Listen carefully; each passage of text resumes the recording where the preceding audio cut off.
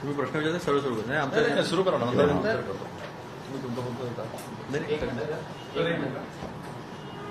त्यांना ओपनिंगची गरज नाही. रेडी झाली की सांगा रे. महाराष्ट्राच्या मुख्यमंत्र्यांना आज संपूर्ण महाराष्ट्र प्रश्न विचारत आहेत आणि त्यांनी याबद्दल जी साधलेली चुप्पी आहे ही अकलनीय आहे.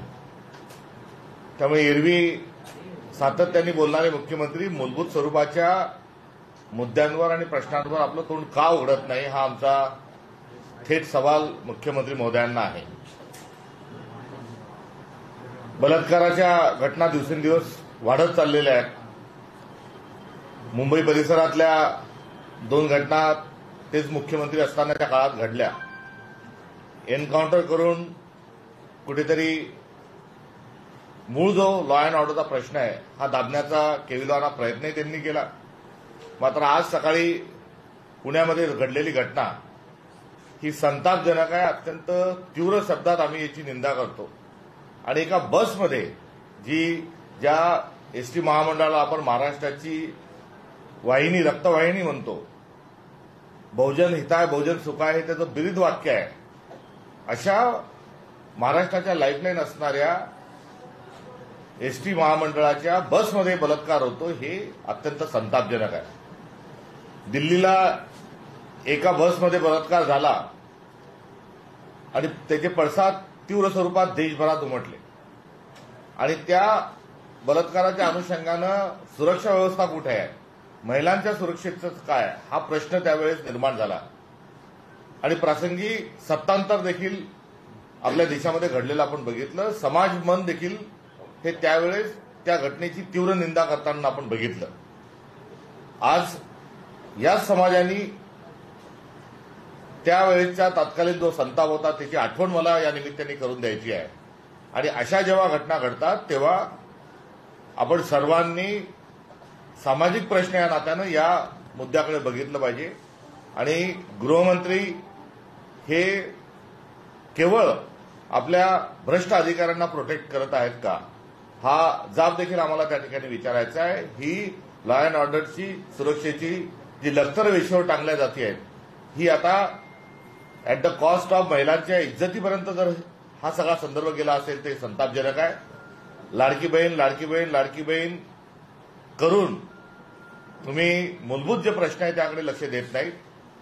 एकीकडे लाडकी बहीण म्हणायचं आणि दुसरीकडे बलात्काराच्या घटना ज्या वाढतात आहे त्याबद्दल कुठलीही ठोस उपाययोजना करायची नाही.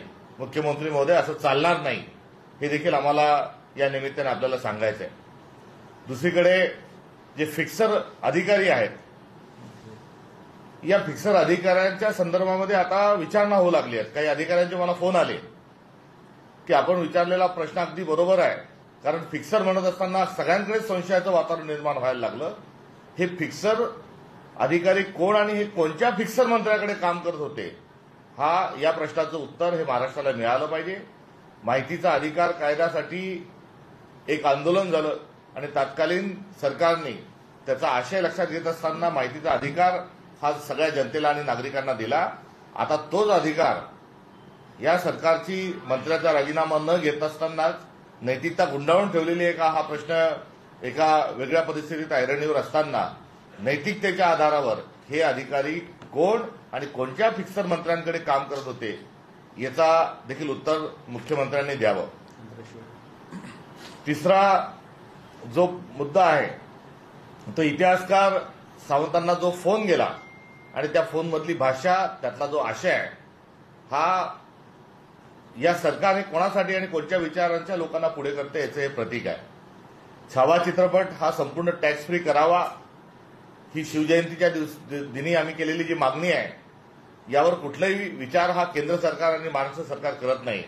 मुख्यमंत्र्यांनी केंद्र सरकारकडे तशी मागणी पण केली नाही आणि पर्यायाने छावा जो चित्रपट आहे यांना टॅक्स फ्री करणे म्हणजे लोकांच्या खिशात पैसे नाही का असं नाही, मात्र तो एक संदेश असतो आणि त्या विषयाला त्या विचारांना दिलेलं प्रोत्साहन असतं.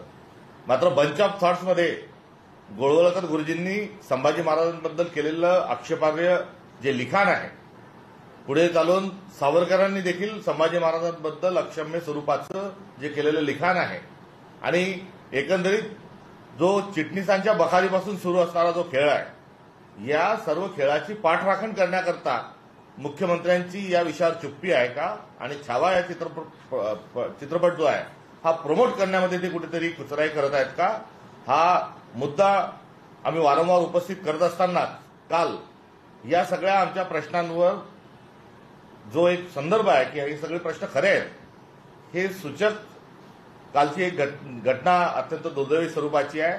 कारण एका इतिहासकाराला ज्या भाषेत बोलल्या गेलं राज्य आमचं आहे म्हणजे काय सांगायचंय, राज्य कोणाचं आहे? घाशीराम कोतवालाचं राज्य आहे का महाराष्ट्रात? आणि जर घाशीराम कोतवाल जर महाराष्ट्राचा गृहविभाग चालवत असतील तर हे कदापि आम्ही खपवून घेणार नाही. आणि त्यातली भाषा, त्यातला आशय आणि त्यातले जे सगळे संदर्भ आहेत, या संदर्भाच्या स्वरूपामध्ये ताबडतोबीने कठोर कारवाई झाली पाहिजे. आणि हा फोन करणारा कोण आहे? या फोन करणारा जो आहे हा पोलिसांच्या विश्रामगृहामध्ये कसा थांबतो? त्याला कशी सुरक्षा प्रदान झालेली आहे? कोण मुख्यमंत्री असताना, कोण गृहमंत्री असताना त्यांची संपत्ती वाढलेली आहे हे उभ्या महाराष्ट्राला माहिती आहे.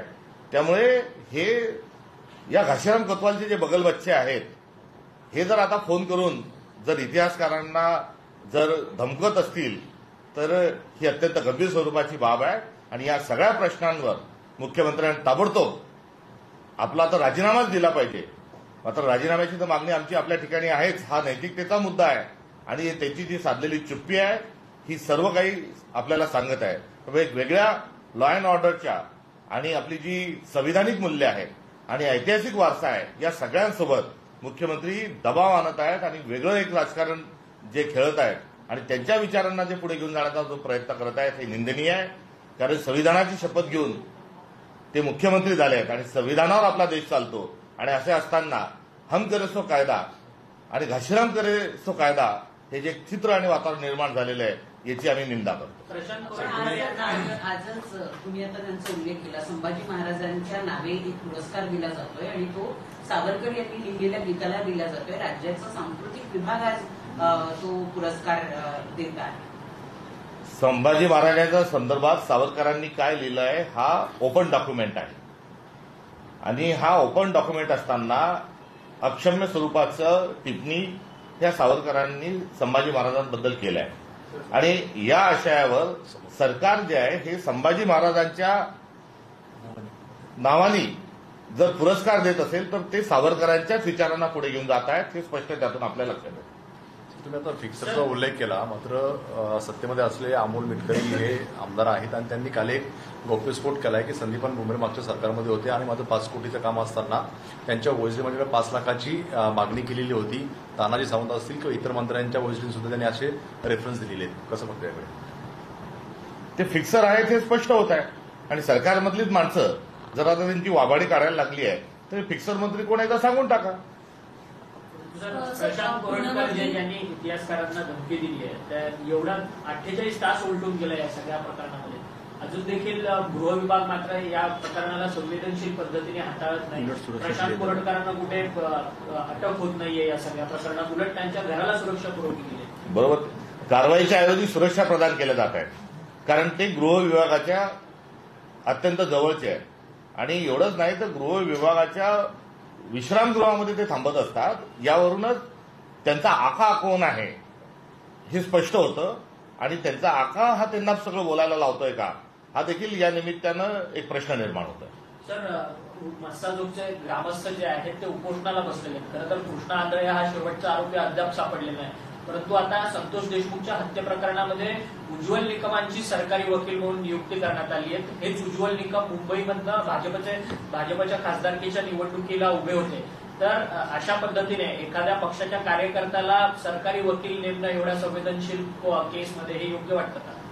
निश्चित हे आक्षेपार्ह अशा स्वरूपाची बाब आहे. मात्र त्या देशमुख कुटुंबियांशी या संदर्भात चर्चा करून त्या ठिकाणी विधी तज्ज्ञ नेमला पाहिजे ही आमची मागणी आहे. परंतु एखादा पक्षाचा निवडणूक लढलेला व्यक्ती सरकारी वकील राहूच कसा शकतो हा सगळ्यात महत्वाचा मुद्दा आहे. कारण की पक्षाचा प्रवक्ता, पक्षाचा उमेदवार अशा सगळ्या पद्धतीची भूमिका पार पडतानाच तो सरकारी वकील राहतो. निश्चित त्या संदर्भात त्यांनी राहू नये. मात्र इतप्पर त्यांचा परिवार, त्यांची कन्या, बंधू हे फार पोटतिडकीने या प्रकरणाचा पाठपुरावा करत आहे. या संदर्भामध्ये त्यांचं देखील मत जाणून घेणं आपल्यासाठी आवश्यक आहे. सर, पुण्यामध्ये झालेली आजची घटना याच्यावर तुम्ही प्रकारे प्रतिक्रिया दिलेली, मात्र पुण्याचे पालकमंत्री याच्यावरती अजूनही बोललेले नाहीत. अजित पवार हे म्हणजे त्यांनी मौन बाळगलेलं आहे. अशा पद्धतीने घटना घडलेली पुण्याच्या स्वारगेटच्या मोक्याच्या ठिकाणी, जिथे सततच खरं तर मोठी वर्दळ असते, अशा ठिकाणी ही घटना घडली आहे. एसटीमध्ये घटना घडणं, पुण्यात घटना घडणं, वारंवार महिलांच्या संदर्भामध्ये शोषणाच्या घटना समोर येणं, हे सर्व जे आहे हे सरकार कुठेतरी फिक्सिंगमध्ये आणि गँग ऑफ वसेपूर सारखं काम करत आहे का, हे या निमित्तानं एक मोठा प्रश्न हा महाराष्ट्राच्या समोर निर्माण झालेला आहे. सर, मुंबईमधलं पेटंट आणि ट्रेडमार्क कार्यालय जे आहे ते दिल्लीला शिफ्ट करण्याची प्रक्रिया सुरू झालेली आहे. खरं तर देशभरातलं महत्त्वाचं उद्योजकांसाठी हे कार्यालय होतं. आता हळूहळू मुंबईतले अनेक कार्यालय दिल्लीला जायचं सुद्धा विपात आहे. आता स्टॉक मार्केट घेऊन जाणार का, हाच एक प्रश्न सरकारला विचारावासा वाटतो. हे पेटंटचं कार्यालय हे काही पहिलं कार्यालय नाही. याच्या आधी 18 कार्यालय मुंबईतून बाहेर घेऊन जात आहेत. कुठेतरी गुजरातचा राग महाराष्ट्रावर जो आहे तो केंद्रीय गृहमंत्री आणि पंतप्रधान काढत आहात का, हा एक थेट प्रश्न आपल्या महाराष्ट्राच्या जनतेच्या समोर आहे. त्यामुळे एकामागे एक कार्यालय महाराष्ट्रातून हलवणे, उद्योग हलवणे, हे एक मोठं षडयंत्र हे महाराष्ट्राच्या विरोधात हे सुरू आहे. थँक्यू.